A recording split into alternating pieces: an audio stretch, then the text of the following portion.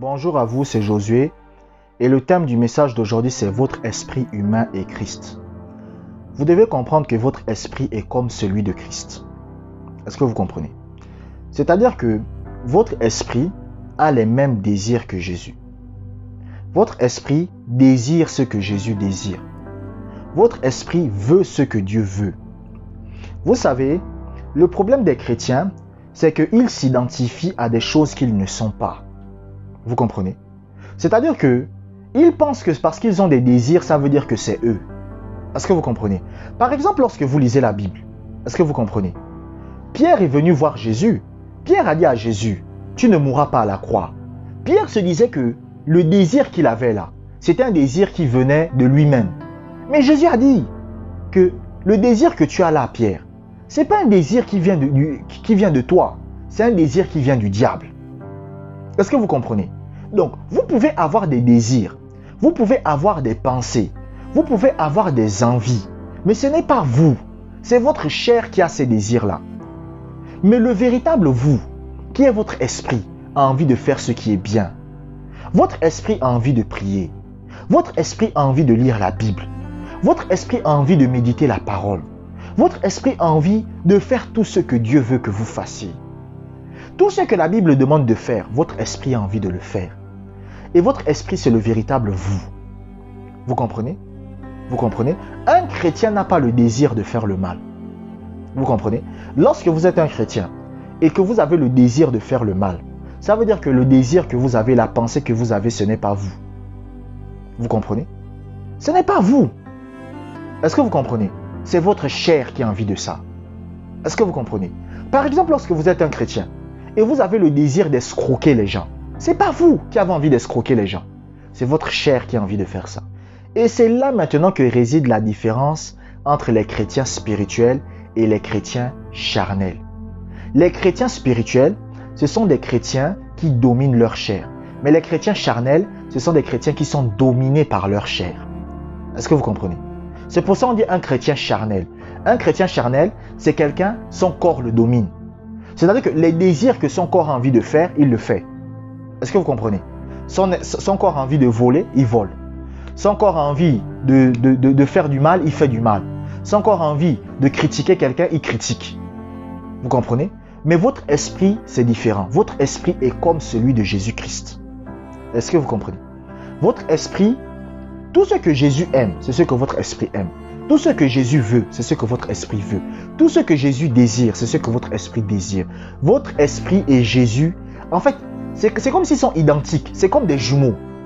Vous comprenez? Votre esprit, c'est comme si c'était le jumeau de Jésus.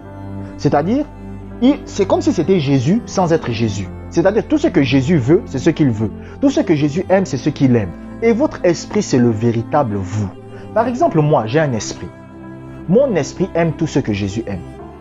Vous comprenez? Mon esprit aime tout ce que Jésus aime, tout ce que Jésus apprécie, tout ce que Jésus désire, c'est ce que mon esprit aime. Lorsque j'ai un mauvais désir, lorsque j'ai une mauvaise pensée, je sais que ça ne vient pas de moi. Ça vient de ma chair. Est-ce que vous comprenez? C'est pour ça que l'apôtre Paul a dit que lorsque j'ai envie de faire le mal, ce n'est plus moi. C'est le péché qui habite en moi. Ça veut dire quoi? C'est la chair. C'est la chair qui a envie de faire ce qui est mal. Mais moi-même, Paul, je n'ai pas envie de faire ce qui est mal. Et vous devez comprendre que votre esprit doit dominer votre corps.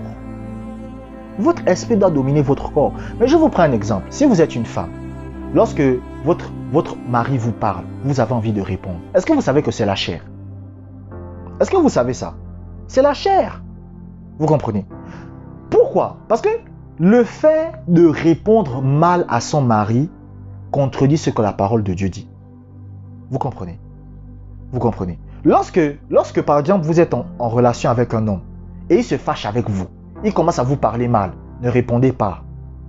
Attendez quand il sera calme. Quand il sera calme, là maintenant vous venez vous le parler. Vous comprenez? Mais quand vous avez le désir de parler mal, le désir là vient d'où? C'est la chair. Vous comprenez? Quand vous avez par exemple des envies de colère, tout le temps vous vous fâchez, tout le temps vous vous fâchez, qu'est-ce qui cause ça? C'est la chair. Vous comprenez? Pourquoi? Parce que la chair a des désirs contraires à ceux de l'esprit. Ça veut dire que la chair veut faire ce que l'esprit ne veut pas.